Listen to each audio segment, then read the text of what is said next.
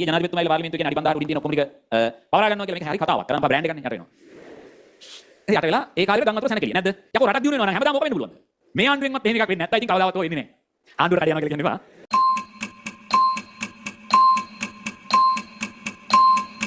ළමයි ලංකාව කියන්නේ හරිද? දකුණෙන් පටන් ගත්තාම මෙන්න මේ වගේ භූමියක් තියෙන රටක්. මේක කන්දක් නේ. මධ්‍යම කඳු කරේ.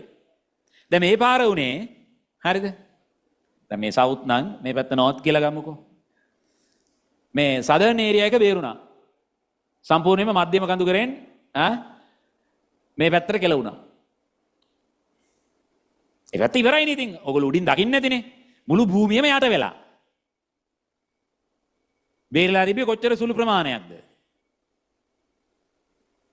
එතකොට දැන් ලංකාවේ දැන් අර ඊයේ ජනාධිපතිතුමා ඇවිල්ලා පාර්ලිමේන්තුවේ කියන්නේ අඩි 5000ට උඩින් තියෙන ඔක්කොම ටික පවරා ගන්නවා කියලා මේක හරි කතාවක්. කරන්න පුළුවන්ද බැරිද කියන මම දන්නේ නැහැ. හරිද? මේක විය යුත්තා. කාලෙක සිට ඔය අපි කීප දෙනෙක් කතා කර කර හිටපු කාරණාවක් මම මේ කියන්නේ. ලංකාව දියුණු කරන්න ඕන දෙයක් තියෙනවා. මේ ලංකාවේ ඔක්කොම ඉඩම් ටික ආණ්ඩුවට ගන්න ඕන. මේක පොඩි රටක්. ඊට පස්සේ මේක කොලොනයිස් කරන්න ඕන. හරියට තෝරගන්න ඕන මොන තැන්වලද නිවාස සංකීර්ණ හදන්න පුළුවන්. හැම එකටම ගෙවල් දීලා තියෙන එක පැත්තකින් තියලා. ඇයි ලංකාවේ ගංගා 103ක් තියෙනවා. කිලෝමීටර් 3-4ක් යනකොට තව ගඟක්. වහිනකොට ඒ වයින් වතුර ඇවිල්ලා මේක යට වෙනවා. මේක බේරන්න බෑ. ඒතර ගම් වතුරට යට වෙන්නේ නැති ඒරියාස් ටික මේ ගම් වතුරෙන් අනිවාර්යෙන් හඳුන ගන්න පුළුවන්. ඒ තැන්වල විතරයි මිනිස්සුන්ට වාසය කරන්න හොඳ. ඊටු දැන් වගා බිම් වලට ගේන්න ඕන. ලංකාවේ කරන්න තියෙන්නේ මෙන්න මේ පාරවල් මෙහෙම රවුමට හදන්න ඕන. මධ්‍යම කඳුකරයේ සිට පාරවල් මෙහෙම රවුමට යන්න ඕන. රවුමට ගිහිල්ලා මෙන්න මේවා බයිපාස් කරන්න ඕන මේ විදිහට. ලේසි නෑ. එහෙම නිවැරදි සැලසුමක් විදිහට හිතමු කවුරුදු 20කින් 30කින් මේක ඉවර කරන්න හදනවා කියලා. ඒක තමයි ක්‍රමය. එතකොට මෙහෙම රවුම් තියෙන්නේ. එතකොට ඒ අතරතුර හරි තැන් තෝරගෙන ඒ තැන් වල විතරක් මිනිස්සු ජනාවාස කරනවා. අනිත් තැන් ටික වනාන්තර කරන්න ඕන. සබගා බීම් කරන්න. ඕන දෙයක් කරන්න. ලෝකෙ දියුණුයි කියන රටවල් වල අපිට ඕන තැන් වල ගෙවල් හදන්න බෑ. අච්චර ලොකු ඕස්ට්‍රේලියාව බුදු අම්මේ කොච්චර ඉඩම් තියෙනවද? එහෙම ගෙවල් හදන්න දෙන්නේ නැහැ. ආණ්ඩුවෙන් තමයි ගේ තැන තීරණය කරන්නේ මෙතන හදාගන්න. ඒකත් ආණ්ඩුවෙන්ම හදලා දෙනවා. අපි සල්ලි ගෙවන්න ඕන. එහෙම දෙන්නේ නැහැ.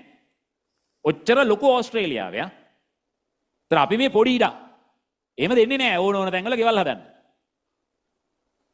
ඉතින් එහෙම වුණොත් මේ වගේ විදියකින් ගියොත් ප්‍රශ්න හුඟක් අඩුයි. වතුරත් බහිනවනේ පාරවල් දිගියම හදපුවම. දැන් මේක එහෙම නෙමෙයිනේ බන් තියෙන්නේ සුද්දා ඒ කාලේ ඌට සිටියන් තිබුණෙත් නැහැ. ඌ පාර කපාගෙන ගියා. ඒ කපාගෙන ගියේ පාරවල් වල එහෙම මෙහෙන් අර එහෙම් පාරවල් මෙහෙම් පාරවල් ජල ගැල්මක් ගලන විදියක් දන්නෙත් නැහැ. මොකක්වත් නැහැ. කඳු නායේ ගිහිල්ලා තියෙනවා. ඉතින් ඌ අය ගිහිල්ලා ආපහු මිනිස්සු පදිංචි වෙනවා. දැන් නිකන් කල්පනා කරලා බලපල්ලා. දැන් මේ කොළොන්නාව පැත්ත ඔය පැත්ත හැමදාම යට වෙනවනේ. අවුරුද්දට දෙපාරක් යට වෙනවා. ගම් පහත් එහෙමයි. ගම් පහ බ්‍රෑන්ඩ් එකක්නේ යට වෙනවා. යට වෙලා ඒ කාලේට ගම් වතුර සැනකෙලිය නැද්ද? දැන් මේ පාර සැනකෙලිය ඕඩෝස් ගියා. ගිහිල්ලා කෙල වෙලා තියෙන්නේ. දැන් වෙන පාරවල තියෙන ගම් වතුර සැනකෙලිනේ. මීඩියා ටික දාගෙන අර ටාන් ටූන් සද්ද දාලා කරලා ගම් වතුර ආධාර එකතු කරනවා. ඊට පස්සේ කට්ටිය යනවා ගම් වතුර ආධාර බෙදනවා ආතල්. පොඩි සැනකෙලියක් නේ ඒක.